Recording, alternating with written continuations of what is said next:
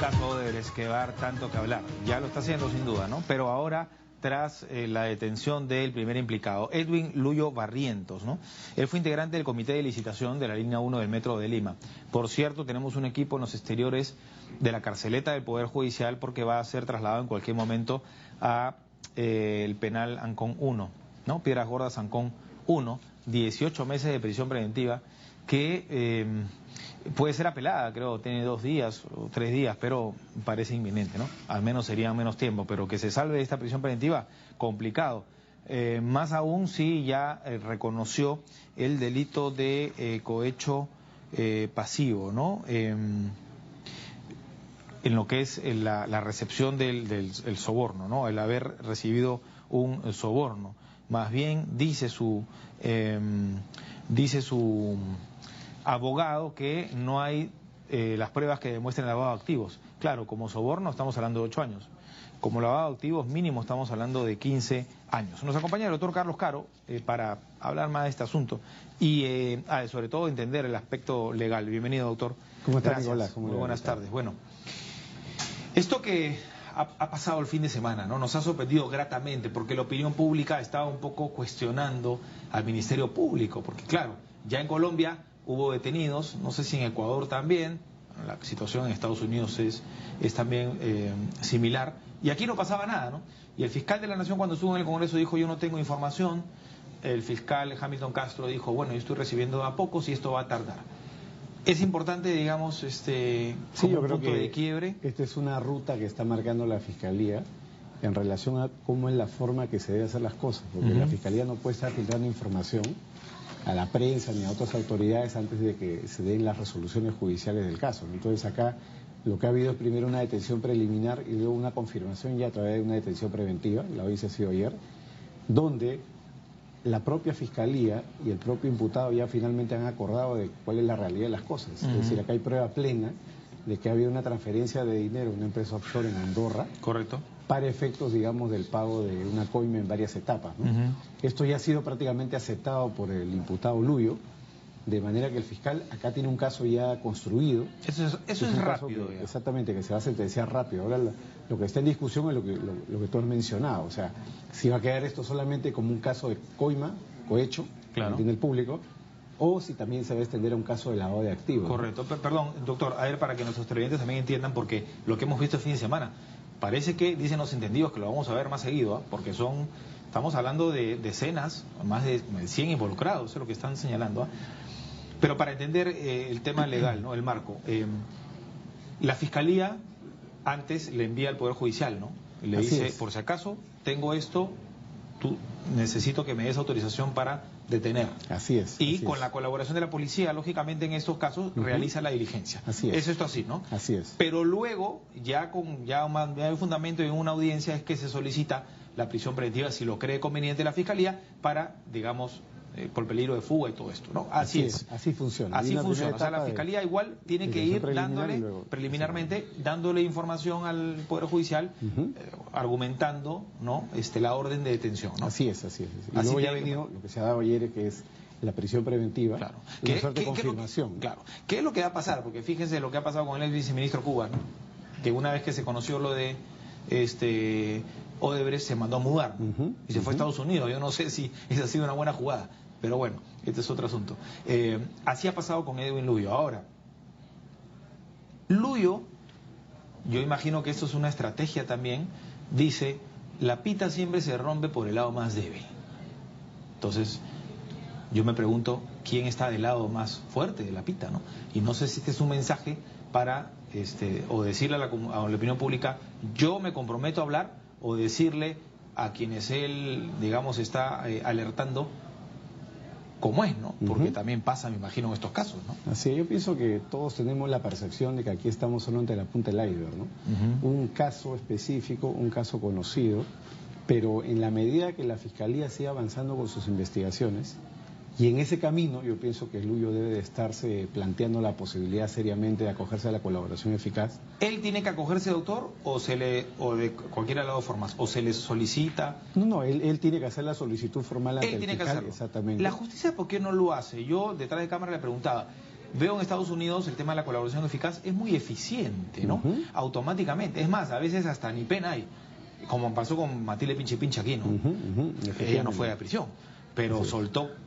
Y si no sueltas información que realmente dé con la captura de otros, tampoco vale, digamos, ¿no? Así es, lo que pasa es que hay muchos imputados que creen todavía que el sistema puede manejarse con su negativa, ¿no? Entonces juegan un poco, digamos, a la suerte del proceso, si cambian de juez, si cambian de fiscal, si la opinión pública baja la presión en el tema. Si dilata. Y claro, juegan a dilatar para ver si en el camino meten el gol, como se dice de alguna manera, a raíz de, digamos, alguna medida, algún defecto procesal, ¿no? Claro. Pero eso en estos tiempos es una posibilidad mucho más remota, de manera que yo pienso que la propia empresa Odebrecht, como ya hemos hablado, y el propio señor Lullo tienen esta posibilidad de someterse a la colaboración eficaz, porque, Nicolás, hay que tener en cuenta una cosa, acá lo que tenemos ahorita enfrente es únicamente una parte de la foto, sí, claro. Es decir, al señor Lullo, pero si hay un corrompido tiene que haber un agente de corrupción, entonces la empresa es una entelequia, tiene la empresa todavía que establecer e indicar quiénes son las personas, ¿no?, de parte de la empresa que han participado en este hecho de corrupción. Ahora, para tener la foto completa. Exactamente, y ese es un punto bien interesante que no se ha tocado. Claro, estamos todos de alguna manera satisfechos que la justicia esté actuando, pero si esta información, porque hay la información de Brasil, el grueso que entiendo yo de la va a llegar todavía, de la justicia de Brasil, que va a llegar. Así es. Pero hay la información que por una cuestión de colaboración va a realizar Odebrecht, ¿correcto? Así es. Además del pago de una indemnización. Entonces, si Odebrecht le ha dicho a la fiscalía, a este señor yo le di el dinero, ¿y por qué no? Me imagino que le ha dicho quién fue el que se lo dio. Sí, y yo creo que eso debe ¿Quién es estar... el funcionario? Claro, eso debe de estar todavía pendiente, digamos, de investigación. Lo que pasa es que hay que recordar que acá en el Perú no hay colaboración eficaz de la empresa. El colaborador eficaz técnicamente son solo los individuos o personas naturales. Pero el individuo que entregó el dinero... Claro, está claro, con lo cual cuando la empresa identifique quién es este individuo, podrá acogerse también a la colaboración eficaz, o si el caso ya está armado, una confesión sincera. Pero no es extraño que la empresa le diga al Ministerio Público, yo le he dado al señor Lullo, o mi empresa le ha dado al señor Lullo, y no le diga quién es el que le ha dado. Yo estoy seguro que la Fiscalía ya pidió esa información. Tal vez la empresa, como estrategia, que está jugando un poco a la idea de suelta información de hechos corruptos, pero ya en el camino se irá conociendo quiénes fueron, ¿no? O tal vez es un brasileño. Claro, y a la Fiscalía, no, lo más probable es que sea un brasileño. No, porque hay una oficina acá de Odebrecht en Perú, ¿no? Exactamente, pero además porque según la información del agreement celebrado en los Estados Unidos,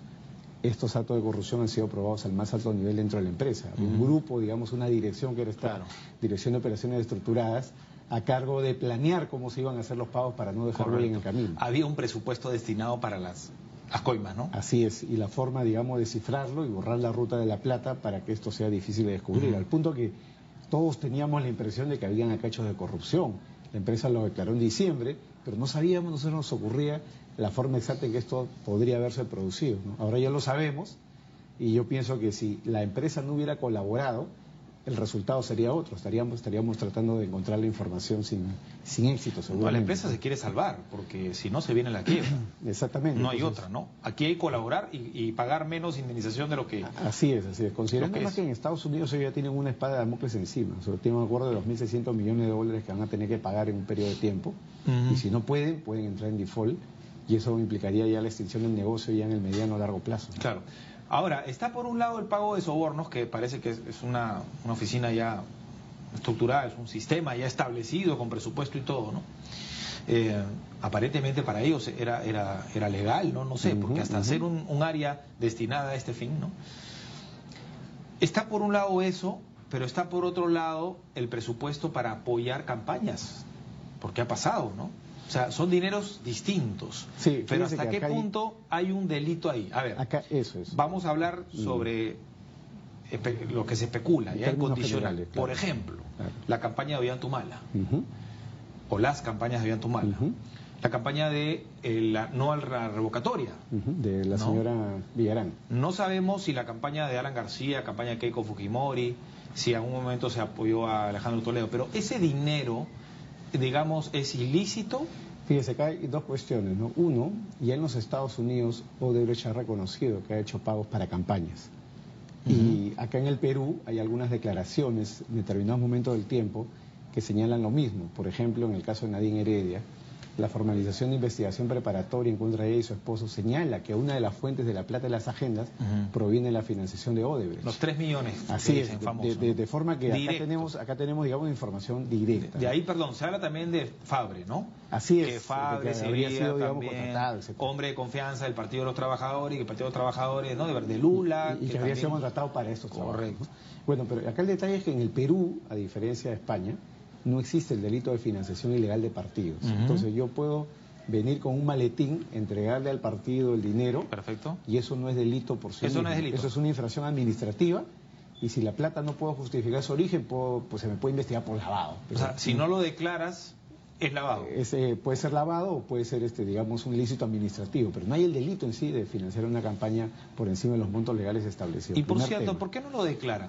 Porque me entiendo que no tienen que pagar impuestos sobre eso, ¿o sí? Fíjese, no, porque los partidos políticos son asociaciones, claro, y no pagan impuestos. El tema yo creo que es que para que no quede la huella de que de la conexión entre una empresa, exactamente. Conflicto de intereses, ¿no? Y por otro lado, también existe el interés por parte de algunos políticos de recibir la plata contante y sonante para poder hacer con la plata lo que a mí me dé la gana. Claro, y que en campaña, que es, digamos, un lapso sensible, no se diga, ¿quién paga? Paga Brasileña, después lo van a contratar. Oye, ¿quién paga? El chavismo, y no, entonces tú estás vinculado con Venezuela. Tratan de ocultar todo eso. Según la tesis del fiscal Juárez, por ejemplo, toda esa plata que vino de Brasil sirvió para la campaña, pero además es la que abulta las cuentas de los sumarios, para comprar para comprar la ropa, pagar la casa, etcétera. Correcto. ¿No? Ya, pero hasta ahí, digamos, no hay delito. Hasta ahí por no hay delito, pero lo que puede haber es un tema de lavado que está en investigación. Pero un lavado de 15 años. Así es. Entonces ahora viene la pregunta, que es una pregunta, Nicolás, para el futuro, porque si se aprobara una ley nueva para tratar de concebir esto como corrupción, tendrían que hacerse aclaraciones en la legislación vigente.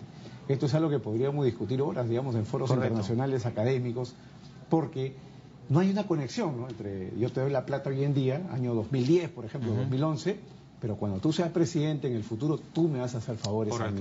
Es como la del padrino. Un día tal vez te pide un favor y ese día tal vez nunca llegue, ¿no? Claro, entonces, como no hay la conexión causal entre la entrega de la plata y el favor solicitado, sino una dilación en el tiempo, entonces hay un problema ahí de que eso no subsume directamente como un delito de corrupción. Entonces, y eso, perdón, eso no se puede llegar a demostrar. Yo pienso que la conexión tendría que ser demostrada en la medida que alguien diga, sí, esto no fue plata para la campaña, pero esto fue plata porque yo me comprometí al día de ser presidente, o tengo un cargo importante, vamos a hacer tal obra, tal proyecto, lo que fuera. Pero tendría que estar por escrito, un audio, y eso... Y es algo muy difícil porque ¿no? Muchos de los proyectos han surgido con posterioridad, ¿no? Claro. Entonces ahí hay unos problemas legales que, desde mi punto de vista, se deben discutir y se deben de ajustar para el futuro, para evitar ese tipo de vacíos, o simplemente, Nicolás, asumir lo que yo planteaba ya hace bastante tiempo, que es que en el Perú, precisamente por la casuística que tenemos y la situación de los partidos y su debilidad, deberíamos tener el delito de financiación ilegal de campañas. Pero no hay que demostrar que sea plata ilícita, pues no es lavado, no hay que demostrar corrupción, simplemente hay que demostrar, como en España, hablar de un país moderno que tiene esta legislación, de que yo vengo y pago, digamos, directo por una campaña. Que está comprando favores, ¿no? Exactamente, como en España, que además su legislación avanzó muchísimo, porque allá está, es delito la corrupción en el fútbol. Sí, pues es verdad. Ahora, hablando de conexiones, Edwin Luyo, y creo que su abogado, no sé quién, hay gente que sostiene que esto le puede favorecer, dice que no se gastó la plata. ¿Esto ayuda en algo? No, lo más mínimo, ¿no? Eso lo que demuestra es de que la plata está estacionada, que no lo utilizaba. Obviamente, eso, digamos, con la estrategia de que pasen 10 años, por decir, ¿no? Claro, eso podría ser un argumento para decir que no es lavado, pero es un argumento claro porque implica la confirmación de que ha habido corrupción. Él ya no ha podido negar, digamos, o yo no sabía y me depositaron, ¿no?, esta posibilidad, claro, ¿no? Entonces esa posibilidad, como una atenuante o una cuestión para evitar responsabilidad, no le va a servir de mucho, ¿no? ¿Qué pasa en el tema de Rutas de Lima, por decir, ¿no? Que Odebrecht, aparentemente, al margen del contrato, que dicen que, a mí me parece que el contrato es bueno, o sea, la idea es buena, pero de pronto no es ventajosa, ¿no? En fin, ese es otro asunto. Pero digamos, ¿qué ocurriría en el supuesto de que para Rutas de Lima también hubo un soborno? Se castiga al que recibió el soborno, y en algún momento se va a castigar también a la empresa, ¿no? Claro. Ahora, pero mi pregunta, mi pregunta con persona jurídica, pero mi pregunta es, ¿qué pasa si Odebrecht ya vendió? ¿Vendes y te sale el problema? ¿O ese contrato se queda en suspenso? A ver, dos detalles, ¿no? Primero, ¿no?, la legislación peruana castiga con una mayor sanción, no la coima, sino castiga con una mayor sanción el negociar con el Estado cuando el Estado me favorece. Es decir, Más barato le sale al funcionario recibir una coima que negociar favoreciendo, digamos, a la contraparte. Eso es un absurdo de nuestra legislación que no hay en otras y que es un tema que también se podría corregir, porque acá en el Perú, si es que no se probara, por ejemplo, en el caso de mención, de que ha habido el pago de una coima para obtener la buena pro, y se probara, por ejemplo, ¿no?, de que ha habido un favorecimiento a la empresa en cuanto a los precios, las adendas, etcétera, podría existir un caso por colusión desleal donde la pena puede llegar hasta 15 años.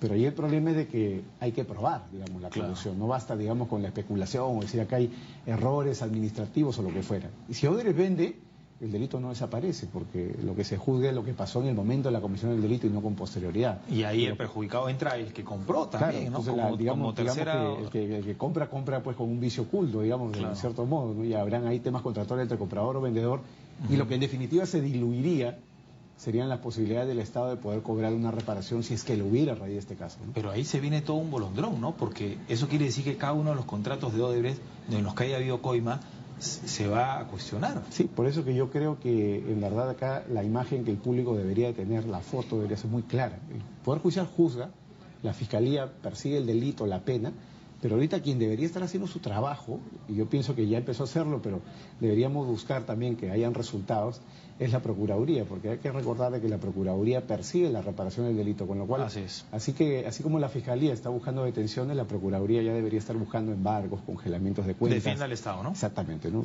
Digamos, tener las garantías básicas de que las indemnizaciones se van a pagar en el día que corresponda. 2 puntitos para finalizar. El primero, el tema de las adendas, ¿no? Parece que por ahí está el dinero. Los intereses están en las adendas. Haces un contrato inicial, ganas el concurso, ¿no?, la licitación, y luego, por las adendas es donde está el negociado, ¿no? Además, dicen también que los árbitros que pone el Estado, ¿no?, porque finalmente el Estado después se defiende y dice, no, yo puse un árbitro, el árbitro es independiente, ¿no? Pero parece que el Estado, el tema de los árbitros también está un poco amañado, ¿no? Fíjese, hay 2 temas importantes, ¿no? Ya se ha detectado a nivel del sistema anticorrupción, no a raíz del caso en mención, sino de otros, de que la adenda es un mecanismo a través del cual se puede defraudar el Estado. Efectivamente, muchos contratan con el Estado, sacan un contrato pequeño, y luego con las adendas el contrato puede llegar a costar 5, 6 o 7 veces más, ¿no? Y nadie ya fiscaliza eso porque es una obra ya en marcha, digamos, y el Estado tiene la necesidad de que se complete, por ejemplo, la carretera o el hospital. Perdón, ¿no? Y no solamente eso, sino que tú dices, ok, ¿quién participó en el arbitraje de la adenda? Bueno, un estudio abogado probo, ¿no?